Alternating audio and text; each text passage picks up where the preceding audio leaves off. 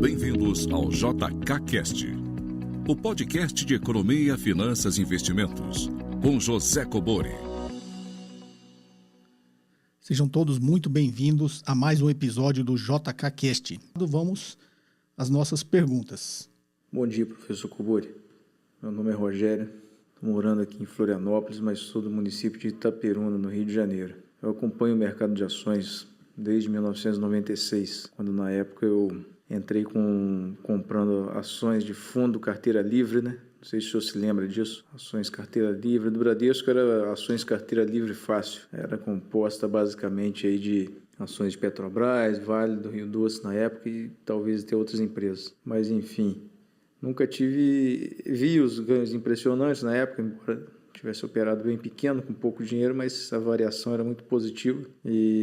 Mas nunca tive tempo para analisar minuciosamente o mercado até que me aposentei agora. E aí eu estou fazendo na minha cabeça operações um pouco mais sofisticadas, comprando ações e vendendo opções de compra, comprando ações e vendendo calls. Queria saber se essa é uma estratégia boa para rentabilizar minha carteira ou diminuir o preço médio e quais são os riscos envolvidos aí. Bom, Rogério de Florianópolis, eu tenho tido muita dúvida aqui sobre opções, né? Eu tenho falado bastante, tem bastante episódio, viu, Rogério, que eu falo sobre opções, mercado futuro, se você quiser rever. Mas vamos lá especificamente sobre essa operação que você está falando, que é comprar a ação e vender a opção de compra. Ela tem várias formas de você ver essa operação, né? Inclusive é uma operação na minha empresa de investimentos eu fazia bastante na época, óbvio, que eu estava mais focado nesse negócio de ações, tá? Isso é uma venda coberta. Então, isso na época eu fazia muito, mas com o objetivo de buscar taxa, que a gente costuma brincar que mercado financeiro tudo é taxa de juros, né? Que é o preço do dinheiro. Então, em alguns momentos, o mercado de ações e derivativos, ele te dá oportunidades de fazer uma operação estruturada, que é essa operação que você faz, que é comprar ação e vender opção, procurando fazer uma taxa, ou seja, ganhar um percentual que seja, óbvio, melhor do que a renda fixa, né? Então, você faz uma operação segura, eu vou explicar aqui mais ou menos como funciona, que te proporcionará isso. E, óbvio, tem que acontecer o que você acha que vai acontecer, né? Então, vamos lá. Vou dar um exemplo simples. Você compra uma ação por R$10, digamos, você venda uma opção por 1. Então, o seu custo, na realidade, foi 9. Você desembolsou 10 e recebeu 1 pela opção de compra que você vendeu. Então, você gastou 9, tá? Eu vou desconsiderar os custos de transação, impostos, só para a gente fazer o raciocínio mais simples. Depois, óbvio, você tem que calcular isso. E aí, você vendeu uma opção de compra, por 11, né, de preço de exercício de 11. E você está com essa operação que a gente chama de financiamento buscando a taxa. O que vai acontecer? Se o preço do exercício passar do 11, você vai ser exercido. E aí você vai entregar a sua ação. Risco nenhum, concorda? Você comprou a ação, você está coberto, lançou a opção, deu o preço de exercício, você foi exercido e você entregou a ação por aquele valor, R$11. E aí você faz o cálculo. Nessa operação, o que você fez? Na realidade, você investiu 9 e recebeu 11. Aí você vai fazer o cálculo, divide um pelo outro, vai dar o percentual que você ganhou. Então, quando você vê essas oportunidades, eu estou falando uma das operações, tá? Que a gente chama de financiamento. Você está vendo que ele está te dando, em alguns momentos, né, o mercado te dá isso, essa oportunidade de fazer essa operação estruturada para ganhar essa taxa, e ela é muito melhor do que uma taxa do CDI, por exemplo, você pode fazer, tá ok? E aí o pessoal fala, mas qual que é o risco? Bom, o risco é você não ser exercido, mas aí a ação é sua, né? O que eu costumo orientar, tem muita gente que faz isso e ele precisa do dinheiro. Então, digamos que ele fez essa operação e a ação não subiu, ela caiu. E aí no mês que vem ele achou que ia desmontar a operação com essa rentabilidade, isso não aconteceu. E ele precisa do dinheiro, então aí você tem um risco. Mas se você não tem esse risco, não tem essa necessidade de liquidez, é um dinheiro que você está investindo e você quer buscar essa taxa, não estou dizendo que você vai fazer isso, tá? Estou dizendo que essa é uma das operações. Então você vai, faz essa operação, ganha essa taxa. O que você pode fazer no mês seguinte? Fazer a operação de novo. Pode não ser com a mesma ação. Aí você orienta fazer isso com ações que têm liquidez, com opções que têm liquidez. Então, você fez a operação e ganhou a taxa. Legal. Qual que é uma outra operação? Uma operação simples de hedge. Você comprou a ação por 10, vendeu uma opção de compra por 1. Não é isso? Então, na realidade, você gastou 9. O que quer dizer? Que se a ação cair de 10 até 9, você não perdeu nada. Porque você, na realidade, você gastou 9. E se a ação cair para 9, você não vai ser exercido. Então, esse R$1 já é seu, R$1 do prêmio da opção. Ok? Então, tem várias formas de você ver. A única coisa que eu sempre recomendo é não especule com opções, fique especulando a call, compra a call porque acha que ela vai subir, ela não sobe, cai. Então, sempre tem um risco aí quando você faz uma operação especulativa, tá? E eu não oriento ninguém a fazer isso. Se operar ações já é complicado, operar derivativos, então, é muito mais complicado ainda, tá? É muito mais perigoso. E uma que eu falei, acho que no episódio passado, é vender opções a descoberto. Isso realmente é fazer uma besteira muito grande, tá? Óbvio, todo mundo que quando faz acha que vai dar certo a operação, só que quando dá errado o prejuízo é muito grande. Tá ok, Rogério? Então, qual que é o seu risco se você comprou a ação e vendeu a opção? Nessa operação de financiamento é ser exercido e ganhar aquela taxa. Mas você tem que fazer lá no início a operação sabendo qual é a taxa que vai dar. Você vai ser exercido, você vai entregar a sua ação e vai ganhar a taxa. Legal, fechou a operação, o dinheiro é seu. Se você quiser fazer de novo, você vai fazer. Não, é uma carteira de ações que eu tenho e quero fazer um hedge. Então, nesse mesmo exemplo, comprei por 10, vendi uma opção de compra por 1. Na realidade, a ação para mim custou 9. Então, se ela cair 10%, você não perdeu nada. Então, é como se você estivesse fazendo um hedge de 10%. Tá ok? E tem muita gente que tem uma carteira muito grande de ativos, de ações. Eles ficam lançando a opção de compra num preço de exercício muito fora do dinheiro. E é óbvio, o prêmio é bem menor, mas é alguma coisinha que entrou. Digamos que você lançou uma opção muito fora do dinheiro. Não é R$1 no nosso exemplo, é 10 centavos. Né? Então, você gastou 10, né? E 10 centavos, você tem o que aí? 1% de rentabilidade na sua ação. Então, você está garantindo, digamos, aquela sua carteira. Novamente, estou desconsiderando todos os custos de transação, impostos, só para a gente fazer o raciocínio simples, não é isso? Então, você gastou 10, lançou uma opção muito fora do dinheiro, essa opção custava 10 centavos, você recebeu 10 centavos, então você gastou 9,90. É o mesmo raciocínio. Como você não vai ser exercido, está muito fora do dinheiro, a probabilidade grande é que você não seja exercido, você está rentabilizando a sua carteira, você está colocando para dentro uma rentabilidade já garantida de 1%. Tá? Qual que é o meu risco? É chegar no preço de exercício e você foi exercido. Só que se chegar no preço do exercício está muito fora do dinheiro, você vai vender bem a ação também. Tá? Então, tem várias operações no mercado de derivativos que, se você entender, por isso que eu sempre falo, a gente tem que saber o que está fazendo. Então, se você tiver conhecimento, saber o que está fazendo, tem várias formas de você fazer operações estruturadas, tá? Não especulativas. Tá joia, Rogério? Espero ter te ajudado. Vamos para a próxima? Fala, professor. Meu nome é Christian. Eu falo aqui de Sertãozinho, interior de São Paulo. Hoje eu tenho uma pergunta sobre as ações preferenciais, as PNs. Gostaria que o senhor me dissesse o quão prejudicial ou benéfico quando essas ações não possuem 100% tag along. E acerca desse assunto, eu gostaria que o senhor me dissesse também o quão benéfico é a emissão dessas ações ou prejudicial para o acionista minoritário.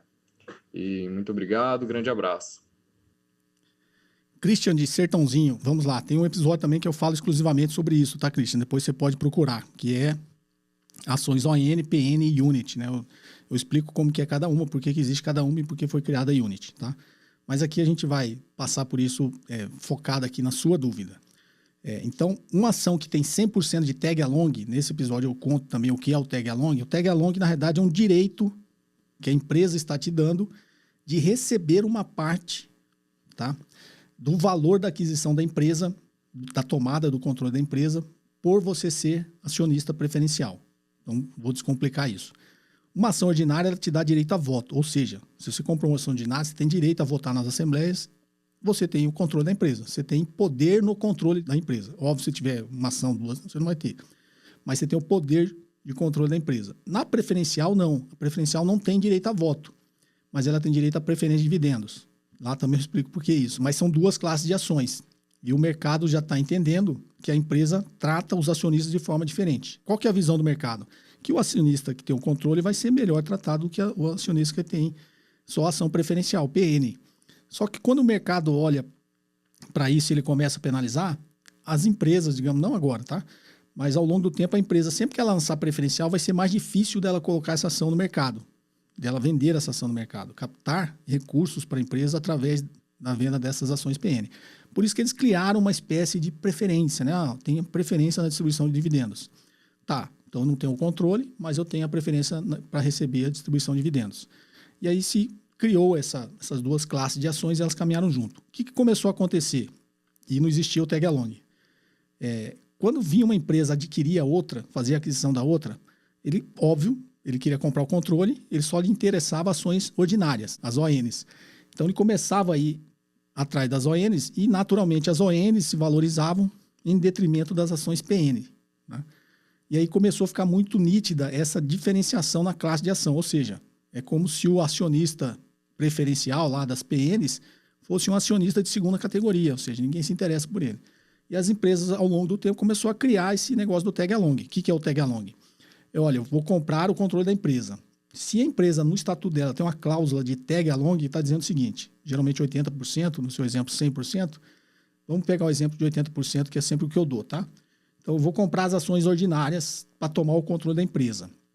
E as ações ordinárias custam R$10. O que eu estou dizendo? Que no estatuto da empresa está dizendo que é o tag along. Todas as ações ordinárias, se eu quiser comprar o controle, eu sou obrigado a comprar todas as ações preferenciais que me forem oferecidas, que quiserem participar da operação, por 80% do valor. Então, eu estou dizendo o seguinte, se você quiser tomar o controle dessa empresa, se todos os acionistas preferenciais quiserem te vender ação, você vai ter que comprar a ação deles por R$8, por 80% do valor, tá? Então, isso meio que deixou ali não muito desprestigiado o acionista dono das ações PN, tá ok? Então, basicamente é isso. Agora, se ela tiver uma cláusula de 100% tag along e você, teoricamente, não está interessado em votar, influenciar as decisões da empresa, que aí você teria que ter um ON, acho que você não precisa se preocupar. Se tem uma cláusula de tag along 100%, se for apenas um investidor, né, não quiser ter influência na gestão da empresa, eu acho que você está bem protegido. Tá ok, Christian? Espero ter esclarecido e assiste esse episódio aí que eu falo de os tipos de ações e o tag along. Tá joia? Forte abraço. Vamos para a próxima. Olá, professor Gobori, tudo bem? Meu nome é Evandro, eu sou de Belo Horizonte. Em primeiro lugar, eu queria agradecer pelos podcasts, pelos vídeos, tem acrescentado muito na minha vida, no mundo dos investimentos. A minha pergunta é o seguinte, eu tenho 2 anos que eu invisto em ações, em mercado financeiro, eu comecei o beabá. Fiz um curso, depois eu fui me aperfeiçoando, eu invisto a longo prazo, né, no buy and hold, e assim, eu acho que nesse tempo eu tenho feito a coisa certa, né, avaliado as empresas, a saúde da empresa, e fui me aperfeiçoando. E o último curso que eu fiz foi o método por cento, que foi o do curso do senhor, que me acrescentou muito no mercado financeiro. Agora, a minha pergunta é o seguinte, professor. Eu gostaria de saber como que funciona um investidor anjo. Recentemente eu tive uma proposta de uma rede pequena de farmácias para ser um investidor anjo e ter participação de lucros. Só que, assim, eu tenho vontade no futuro de ser um investidor anjo de empresas e de startups. Só que é um mercado diferente, porque empresas da Bolsa, com toda dificuldade, você tem acesso ao balanço, né? A gente sabe mais ou menos como é que funciona o mercado, né? O que tem alto risco, mas uma empresa pequena a gente não tem acesso, às vezes uma contabilidade direito, assim, o funcionamento da empresa porque é diferente, né? Eu gostaria de saber o seguinte, quais os cuidados que a pessoa tem que ter para o seu investidor anjo, assim como jurídico e em todos os sentidos, para ela não entrar numa barca furada. Desde já eu agradeço, um grande abraço. Bom, Evandro de BH, Belo Horizonte, vamos lá. Primeiro, fico feliz que você tenha gostado do curso, né? O método 1%, esse método 1% gerava muita confusão. Eu mudei o nome do curso, é o mesmo do investidor de alta performance, tá? Que é focado em ações, né? Espero realmente que você utilize esses conhecimentos aí, como você disse, agregou bastante. E eu fico torcendo aqui para que dê certo para você. Mas vamos lá. Uma orientação sobre investimento anjo, né, em startups. Primeiro, uma noção de risco, tá, Evandro? Quando você olha aquela escalinha, né, aquele gráfico que a gente fala de risco e retorno, você parte lá do risco zero, que é o título da dívida pública, né, que é o título do Tesouro Nacional, risco zero. Eu estou falando de risco de crédito, tá, pessoal? Existem outros tipos de risco. Então, ativo livre de risco, título do Tesouro Nacional. Aí você vem caminhando nos ativos privados. Então, você vem lá, título da dívida pública, risco zero. Aí tem um pouquinho de risco, sei lá, um CDB de um grande banco, do Bradesco, do Itaú. Tem um risco maior que o título da dívida pública, mas o risco é muito pequeno, tá ok? Aí você vem caminhando, vai CDBs de bancos médios, menores. Aí você vai subindo naquela escala, não quero mais investir em renda fixa. Aí você pulou lá para o fundo multimercado. Só que dentro do fundo multimercado tem um espectro muito grande, como o nome diz, multimercado, ele pode fazer qualquer coisa. Então, você tem que olhar o regulamento, porque o fundo multimercado, a grande maioria, coloca lá 80% em ativo livre de risco, como um fundo de renda fixa, né? E os outros 20% ele vai operar. E aí você tem que olhar o regulamento que diz que ele pode operar derivativos, né? Você entra naquela análise básica para saber o risco daquilo. Ah, não, já quero partir para ações. Aí você vai na escala, vai investir em ações. Ações na Bovespa, ou B3, são ações de empresas listadas, né? Ou seja, empresas de capital aberto. Tem uma transparência muito maior, mas ela segue uma série de regras para poder listar a ação na Bolsa, de transparência, de divulgação de informações, de auditoria e tudo mais, né? Para garantir a transparência para o investidor. Então, mas são ações de empresas, né? Elas dependem da economia, do mercado, do negócio dar certo ou não, tem um risco, tá? Ah, quero uma coisa um pouco mais arriscada. Aí, sei lá, você vai para um fundo de private equity. O fundo de private equity é aquela que compra ações de empresas, mas empresas de capital fechado. Né? Tem transparência? Também tem, porque a lei das SA obriga as empresas também a divulgar, publicar balanço em jornal e tal, mas não tem o mesmo nível de transparência que tem uma empresa listada na Bolsa. Então, você está correndo um risco um pouquinho maior do que as ações de empresas listadas na Bolsa. E nessa escala, é óbvio, sempre tem a relação do risco e retorno. O risco é maior porque a possibilidade de retorno é maior. Aí você saiu do fundo de private equity, e agora? Em que eu vou investir? Né? Tem uns negócios tradicionais que a gente conhece, que não são as empresas de sociedade por responsabilidade limitada, que é o exemplo que eu sempre dou, a padaria do seu cunhado, a loja da sua irmã. Isso também é um negócio, né? Não é uma empresa de capital aberto ou capital fechado, é uma responsabilidade limitada, mas tem o risco, como todo negócio tem. E aí você vai lá na escala do alto risco que está as startups. Tá, Ivan? Então, qual cuidado você tem que tomar?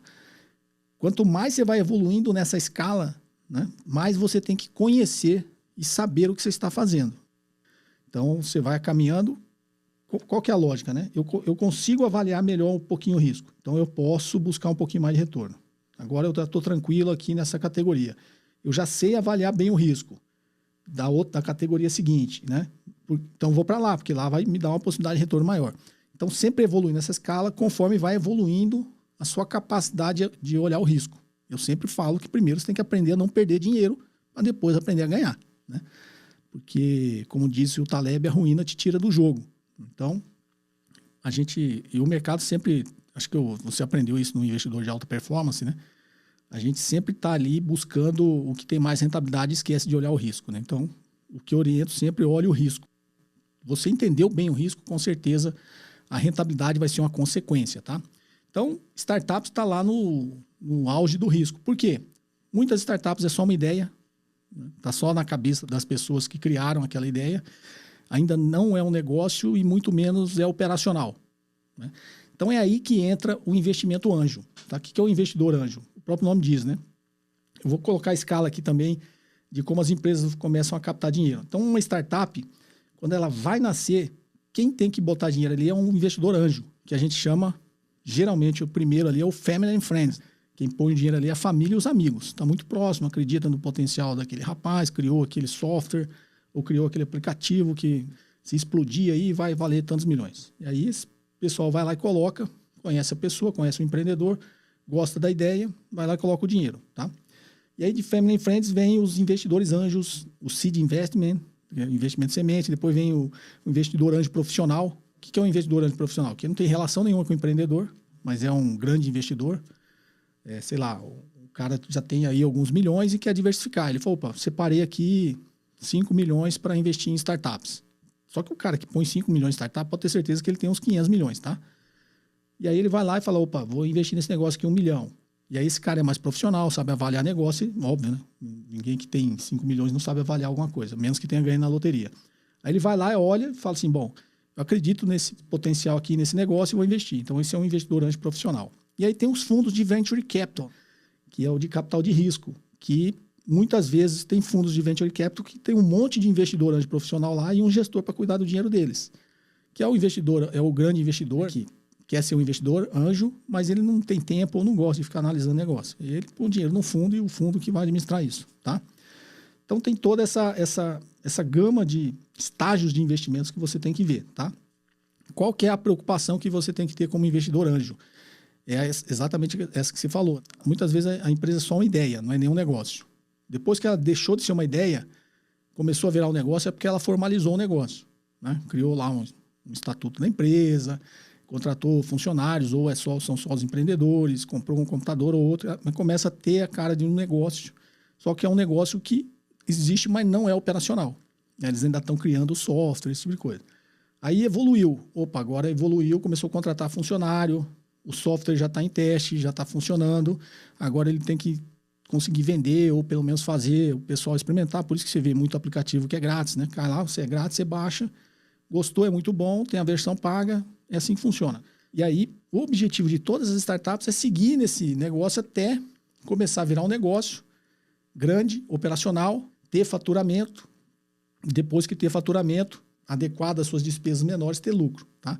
Então, a grande maioria das startups não chega nesse final, tá? Imagina uma corrida. No início tem lá um monte de startup.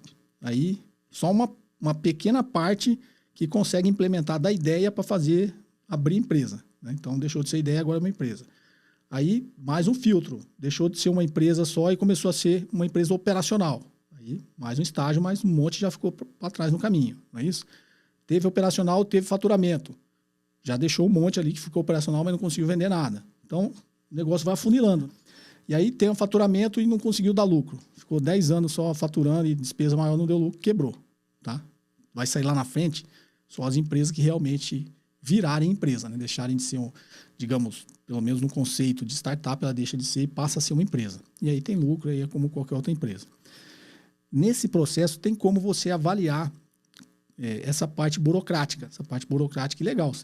Se a empresa ela tem documentos, você vai ter documentos do aporte do seu capital, você vai ter, só que você vai ter que ter um cuidado maior, uma gestão maior sobre aquele investimento seu. Óbvio, e um conhecimento maior, né? Como eu disse, você tem que saber avaliar muito mais o risco para você colocar dinheiro no startup e ser um investidor anjo, tá? Tem gente que coloca e leva sorte? Tem, mas a probabilidade de se dar errado é muito maior. Tá ok, Wander? Então, o risco seria esse. Eu invisto em startup, eu tenho 3 investimentos em startup. Tem até, lembrei agora, você pode olhar no meu canal, tem uma palestra que eu dei lá no Google Campus, né? Foi a primeira palestra, acho que, desse tema lá de investimento. Eu dei, inclusive, para os empreendedores que estavam lá, donos de startups, sobre o valuation de startups na visão do investidor. Procura no meu canal aí, está lá, Valuation para Startups, que eu dou uma pincelada ali no que geralmente é uma empresa ainda não operacional, como é que se avalia, tá ok? E ter cuidado, né? Se você vai investir, tem o que a gente chama de o stage investment, né? Que é o investimento em estágios. Tipo assim, você vai pôr 100 mil.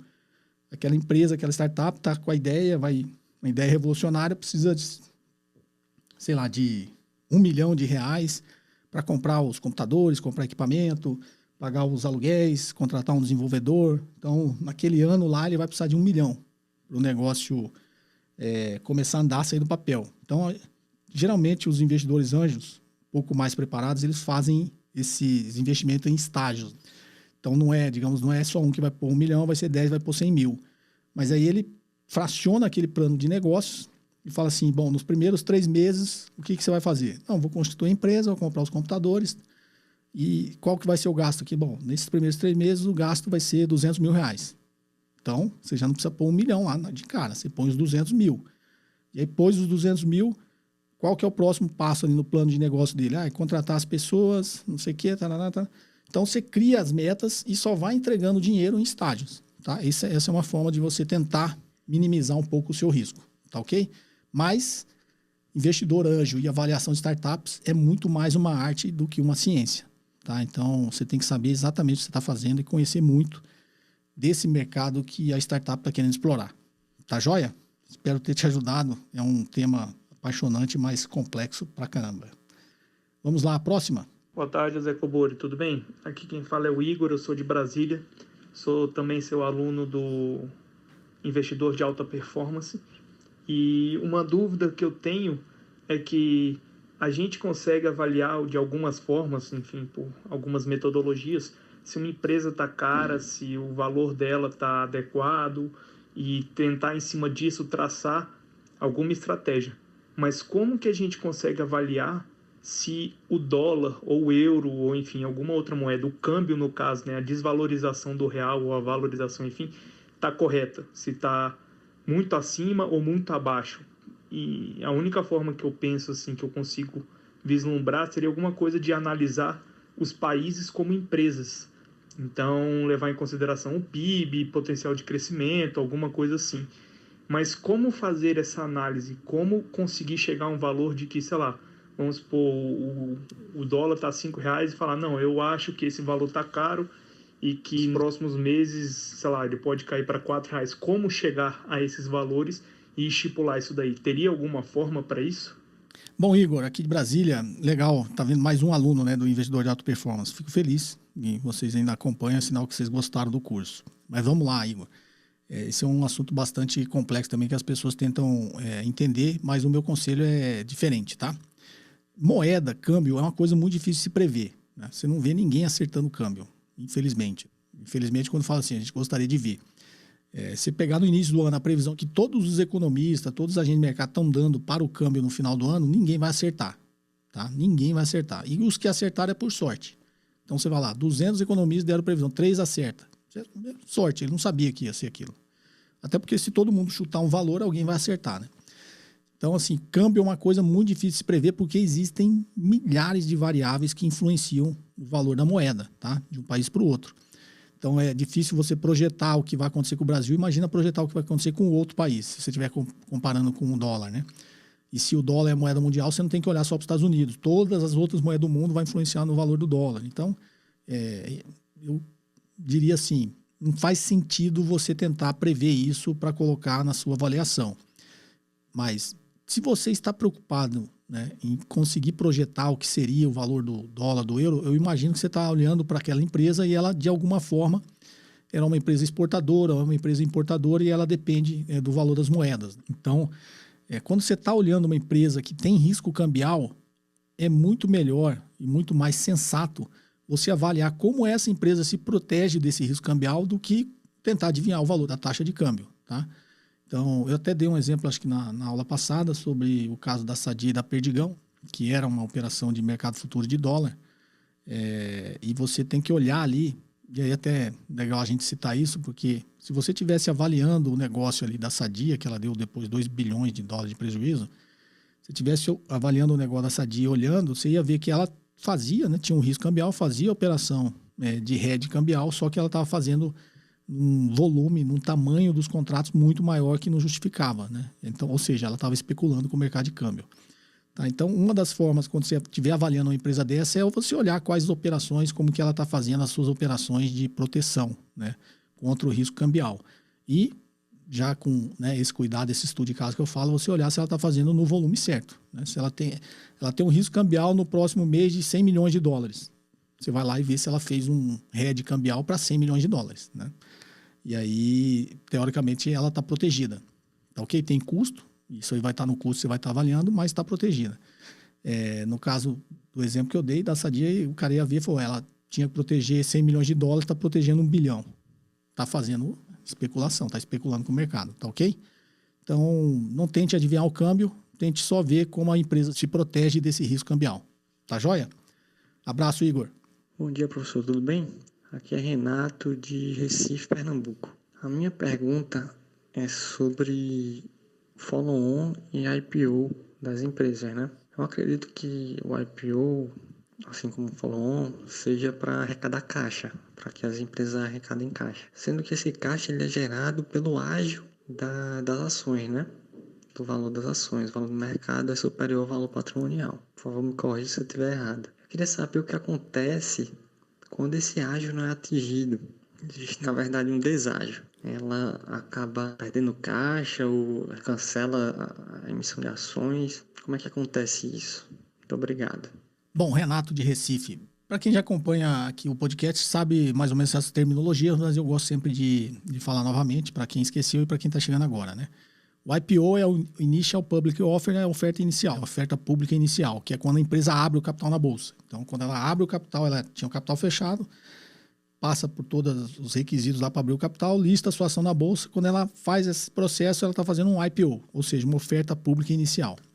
Se ela voltar novamente ao mercado, ela está fazendo um follow-on, que é uma oferta secundária, tá? Ou seja, está indo lá captar mais dinheiro. Então, só para as pessoas entenderem o IPO e o follow-on.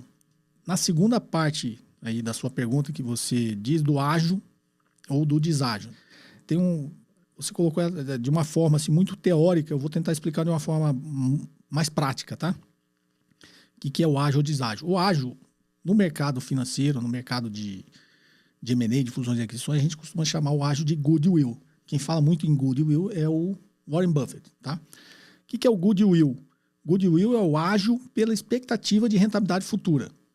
Mas, caramba, o que é essa definição, né? Então, para você entender, ligado aí com a sua dúvida, né? Valor patrimonial. Digamos que a empresa tem o valor patrimonial, ou seja, o valor contábil daquela empresa é $1 milhão.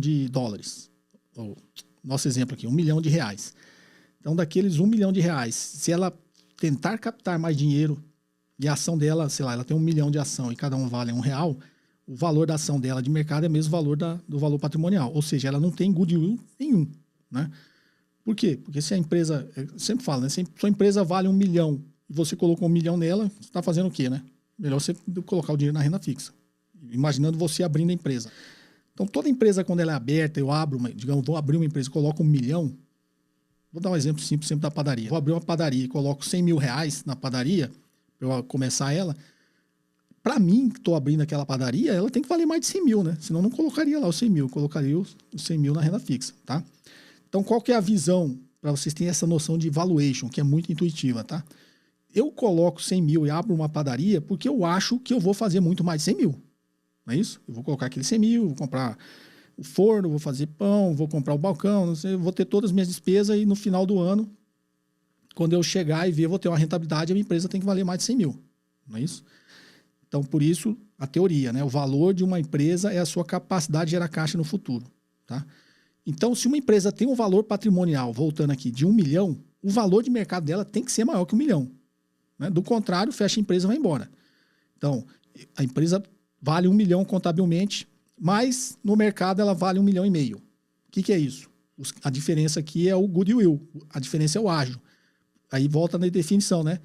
Goodwill é um ágio pela expectativa de rentabilidade futura. Ou seja, eu coloquei 1 milhão, eu sei que eu vou girar aqui no 1 milhão, vou operar aqui no 1 milhão na minha empresa, e lá na frente a minha empresa vai valer 1,5 milhão. Não vai valer 1 milhão. Tá ok? Então, esse negócio do ágio ou deságio é justamente isso. Então, uma empresa, geralmente, quando ela faz um IPO ou faz um follow-on, ela entra num momento de mercado, onde o mercado está mais favorável a esse tipo de operação, geralmente quando o mercado é eufórico, que é quando ela vai conseguir colocar, né, essas suas ações num valor maior do que o valor patrimonial. Ela vai contratar um banco de investimentos, né, quando faz isso, e vai fazer o valuation, vai fazer todo aquele processo para fazer essa oferta de ações. E aí as ações ela queria vender lá R$2 e pega no momento de euforia, ela consegue vender a R$2,50. Foi melhor do que ela queria, tá? Só que o valor patrimonial era 1. Então, as empresas geralmente escolhem os momentos, né, de otimismo na bolsa para fazer a IPO e follow-on, tá? Às vezes, algumas fazem e dá errado, tá?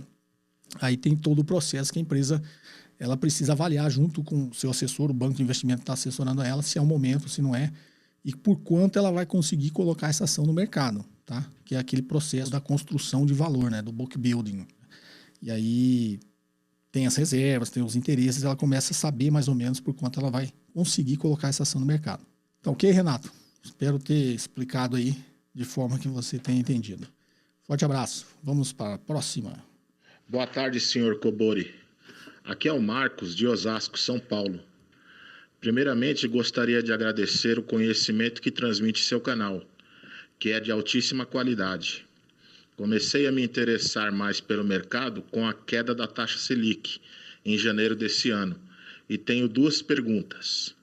Gostaria de saber a sua opinião sobre o gráfico do ouro, que teve uma explosão de R$ 170 o grama em junho de 2019 para R$ 327 o grama em maio de 2020, sendo que agora está em queda. O que explica essa corrida para o ouro, pois acho que esse ativo tem pouca liquidez? Uma segunda pergunta. Verificando o YouTube, constatei que diversos canais incentivam a entrada de iniciantes na Bolsa de Valores, principalmente para operar um papel chamado Índice Futuro, WINM20. Esses canais afirmam que é possível adquirir uma independência financeira ou uma segunda fonte de renda a partir de R$100 em corretora e utilizando uma operação chamada Scalper. Qual a sua opinião sobre isso? Muito obrigado. Marcos de Osasco.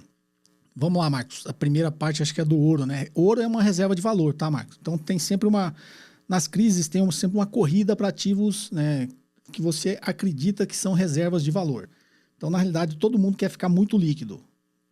Quando você pensa em investimento, em ativos financeiros muito líquidos, é título da dívida pública. Então, no limite, se você está olhando como mundo, todo mundo corre para o ativo mais líquido. Quando eu estou falando de ativos, é o título do Tesouro Americano. Quando eu estou falando de moeda, é o dólar.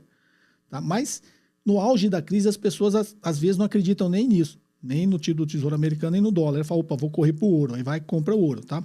Então, quando você olha o gráfico do ouro, nesses momentos ele dá, a lei da oferta e procura, muito procura, o ouro se valoriza, porque ele é visto como uma reserva de valor, tá? Só que é uma reserva de valor, mas não é moeda, né? Você não pega o ouro e sai comprando as coisas na rua. Vai na padaria, comprar pão. O ouro é uma reserva de valor. Já foi moeda um dia, mas o ouro hoje é uma reserva de valor, tá?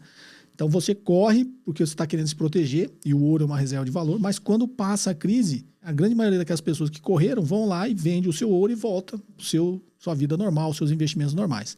Então nessas grandes crises o ouro se valoriza e depois ele volta a se desvalorizar. Ele fica sempre nesse movimento, tá? E é isso que justifica essas grandes valorizações e desvalorizações do ouro. Tá ok, Marcos? Sua segunda pergunta, tá, do mercado financeiro. Essa é uma pergunta muito simples de você raciocinar, Marcos. Você acredita que é possível para um investidor iniciante com R$100 viver da bolsa? Você acha isso plausível? O cara não conhece nada de bolsa, vai fazer um curso lá de 3 dias e vai entrar com R$100 na bolsa e vai viver disso. Se isso fosse realmente possível, tudo bem, eles podem dizer que é difícil, né? Mas talvez não existiria gente com dificuldade no mundo, né? Todo mundo estaria fazendo isso. Então, eu acho que isso é meio ilusório, tá? Tem um vídeo meu que eu falo de reflexões para traders. Não que isso seja impossível, tá? Mas eu estou dizendo que a nossa natureza humana, ela vai contra esse tipo de operação, porque você acaba colocando muito o seu emocional. Então, quando você vê muito discurso de tempo de tela, gerenciamento de risco, isso aí existe há 30 anos que eu estou no mercado, eu vejo falar isso, tá? E isso é muito convidativo, é óbvio, né? Imagina uma pessoa que não conhece, escuta um discurso desse, ele é muito sedutor, né? Pô, eu vou chegar lá com R$100 e vou viver da bolsa. Se eu chegar com 1.000, então eu vou ganhar muito mais. Se eu chegar com 10.000, opa, vou ganhar muito mais. E se isso fosse possível, né? Os caras que eram ricos iam ficar muito mais rico, ia ficar arquibilionário, né? Se o cara com R$100 consegue ganhar dinheiro na bolsa, imagina quem tem muito mais do que isso. Tá? Então, tenta avaliar, assim, quando você vê muita gente inexperiente acreditando nisso e até vendendo e replicando isso. Quanto mais experiente a pessoa vai ficando no mercado, mais ela vai se afastando desse tipo de operação, tá ok? Mercado não é especulação. Tem gente que quer viver de especulação, isso é natural, até porque o mercado depende também da especulação sob o ponto de vista de que a especulação dá liquidez para o mercado. Então, geralmente, quando você está fazendo uma operação estruturada, a sua contraparte é o especulador. Eles tomam o risco do mercado. Então, sob esse ponto de vista teórico, né, que a gente fala, e tem muitos deles que reclamam, todo mundo fala mal da gente, mas quem toma o risco do mercado somos nós. Realmente, quem toma o risco do mercado são os especuladores. Então, quando você olha de fora, sai dessa redoma e olha de fora, né? Digamos que você é um ser agora superior e começa a olhar para baixo. Você quer estar de que lado? De quem está fazendo o negócio estruturado ou de quem está tomando o risco do outro lado, né? É uma questão de escolha. Tá? Eu não recomendo porque a probabilidade da pessoa perder dinheiro é infinitamente maior do que a probabilidade dela ganhar. Tá ok?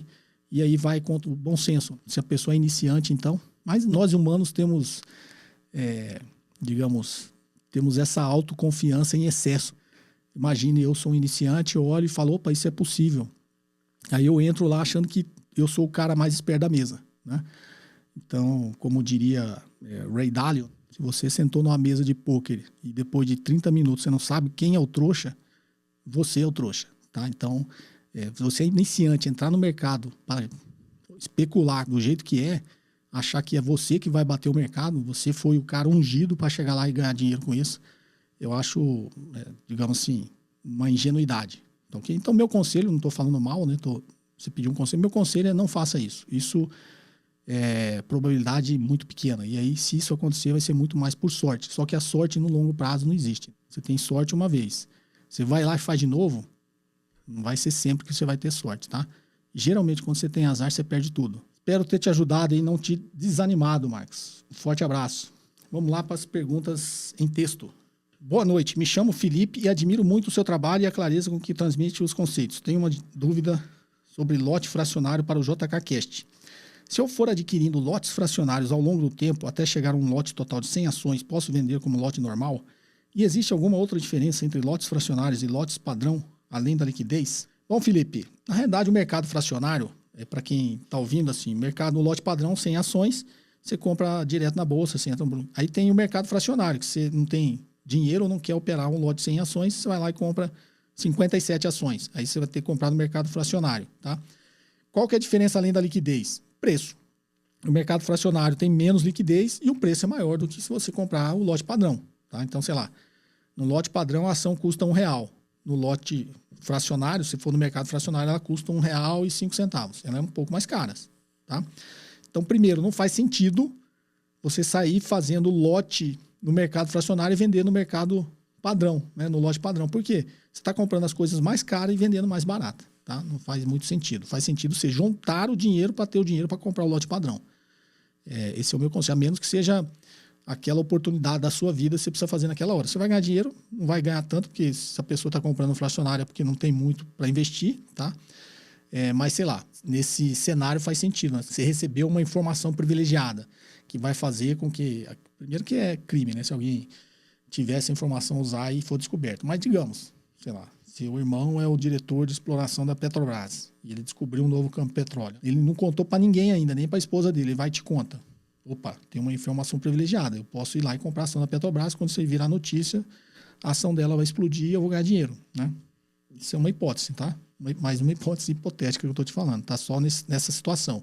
Se não for nessa situação, não tem por que você comprar agora no fracionário, se você está pensando em acumular, junta o dinheiro e compra o lote padrão. Tá ok? A menos também que o volume de dinheiro que você tenha, você queira diversificar um pouquinho mais, e aí você sai comprando fracionário, mas você está diversificando comprando ativos mais caros, tá? Esse é o meu conselho. Tá ok, Felipe? Vamos para mais uma? Boa tarde, professor Cobori. Obrigado por fornecer seu número para tirar dúvidas sobre valuation. Meu nome é Paulo Kanashiro. Para eu achar o FLCL, eu teria que achar o EBITDA. Esse EBITDA é um EBITDA projetado? Se for, como posso fazer para projetar se pensarmos em ativos do mercado? Não sei como conseguir essas informações internas. E o delta, né? Aqui e o delta do NCE, deve ser NCG, né? Necessidade de capital de giro. Como posso fazer para achar? O RM pode ser o ROI da empresa? Você teria indicações de livros ou matérias sobre o assunto? Paulo, sem querer ser presunçoso, eu tenho os vídeos do meu canal, tem vários que eu falo sobre isso, tá? Sobre tudo isso que você perguntou, tá? Sobre valuation, sobre necessidade de capital de giro, retorno sobre o equity, né? O ROI, o FCL, o EBIT, tem muito material aqui no canal que eu falo sobre isso. E livro, o meu livro também eu falo sobre tudo isso, tá? Não estou indicando só porque é meu, é porque o meu livro é um pouquinho mais simples de entender, tá ok? Se você quiser, você procura ele, chama Análise Fundamentalista. E aí você vai ter bastante informações que vai tirar essas dúvidas suas. Mas vamos lá, respondendo rapidamente. Como você pode fazer para achar a variação da necessidade de capital de giro? Ativo circulante operacional menos passivo circulante operacional, você acha a necessidade de capital de giro. Vai fazer do ano seguinte, é só fazer a conta de novo e ver quanto variou. Tá ok? RM é retorno de mercado, pode ser considerado o ROI da empresa. Eu imagino que você está olhando aqui para a fórmula do CAPM. Tá? Se você está falando do CAPM, retorno de mercado é o mercado. Se for generalizar, você está olhando para o índice Bovespa, né? O índice Bovespa representa 80% do movimento financeiro da Bolsa. Então, o índice Bovespa está ali representando o mercado. Então, o retorno do mercado, você está olhando para o Ibovespa. Não tem nada a ver com o ROI, que o ROI é o Return on Equity, que é o retorno sobre o patrimônio líquido da empresa. Tá? São coisas diferentes, conceitos diferentes. Tá joia? E EBITDA projetado, se você está projetando a empresa, o EBITDA é sempre projetado. Tá? E se você está olhando o passado, você está olhando o realizado já, o EBITDA. Tá ok? Talvez você deva ter falado o EBITDA ajustado, né? Que eu também tenho um vídeo no canal que eu falo sobre isso. Tá joia? Espero ter te ajudado, Paulo. Forte abraço. Vamos para mais uma? Professor Cobori, meu nome é Hugo, sou de Açailândia, Maranhão. E primeiramente, obrigado pelos ensinamentos dados no canal, que tenho certeza estar sendo de grande valia para muitos poupadores e investidores, Brasil e mundo afora. Minha dúvida é a seguinte: tem ações preferenciais de uma determinada empresa que não oferecem tag along. Digamos que essa empresa decida ir ao novo mercado ou mesmo, por escolha própria, resolva extinguir suas ações preferenciais e ficar somente com as ordinárias. O que acontece? Os acionistas das preferências têm risco de perder o capital investido? Ainda nessa mesma situação, se uma empresa tiver units com tag along somente nas ordinárias, como fica? Hugo, vamos lá, Hugo. Eu já respondi uma pergunta parecida com essa, mas tem bastante também, novamente, material no canal que eu falo sobre isso, tá? Mas a sua preocupação, a empresa não pode extinguir a ação sem recomprar ela de você, tá? Você é sócio da empresa, imagina. Vou extinguir a sua sociedade? Não. Se eu quiser fazer isso, eu tenho que recomprar a sua parte, né? Então, muitas vezes a empresa quer extinguir as preferenciais, uma das formas é ela recomprar as ações preferenciais e depois emitir só a ação ordinária. Ela pode fazer isso. A Unity já é um passo, nesse podcast que eu explico, a Unity já é um passo que a empresa está dando para extinguir a preferencial, tá? Então, a empresa tem duas classes de ações, ordinárias e preferenciais, ela quer ir para o novo mercado. No novo mercado, as empresas só podem ter ordinárias, tá? Então, níveis de governança corporativa, para quem não sabe, né? Nível 1 na Bolsa é a empresa que tem preferencial e ordinária e tem tag along, que é aquilo que garante, né, o valor da ação numa eventual tomada de controle. Então, ela está no nível 1. Tá? Mas não é o nível máximo de governança corporativa. Por quê? Querendo ou não, ela ainda tem duas classes de ações. Ainda trata os acionistas de forma diferente. E aí o nível máximo fala assim, eu quero ir para o nível máximo de governança corporativa. Quero ir para o novo mercado. Bom, para você ter o nível máximo de governança corporativa, você só pode ter uma classe de ações. Você só pode ter ordinária. Para você ir lá. Então, a sua dúvida, eu acho que a empresa tem as duas e quer ir para o novo mercado. O que ela tem que fazer? Ela tem que transformar todas as suas ações em ordinárias. O passo que as empresas usam são as units. O que é uma unit? É um pacotinho. Então, minha unit é uma ordinária e duas preferencial. Quando ela conseguir negociar e começar a migrar todo mundo para a unit, o que ela pode fazer com a unit? Transformar ela numa ordinária só. Então, a unit representa uma ordinária e duas preferencial. Lá no futuro, quando ela conseguir, ela pode chegar e falar, bom, agora a unit é a ordinária. Tá ok? E aí ela migra para o novo mercado. Mas essa sua preocupação, essa hipótese não existe, tá? Se fizerem isso, você pode processar a empresa. Não tem como ela extinguir a ação se tem acionista, dono, detentor dessa ação, né? Se ela quiser fazer isso, até pode, ela tem que recomprar a sua ação. Tá joia? Bom, pessoal, acho que terminou o nosso podcast de hoje. Só relembrando, então, né? Mandem as perguntas, por favor, né? Entre aí 40 segundos, no máximo 1 minuto, tá? Para que a gente consiga responder o máximo possível, não é isso? Era isso por hoje. Áudios com perguntas e textos para o WhatsApp 61981 17 0005. Tá joia? Um forte abraço e até sábado que vem. Você ouviu mais um episódio de JK Cast, o podcast de economia, finanças e investimentos com José Cobori.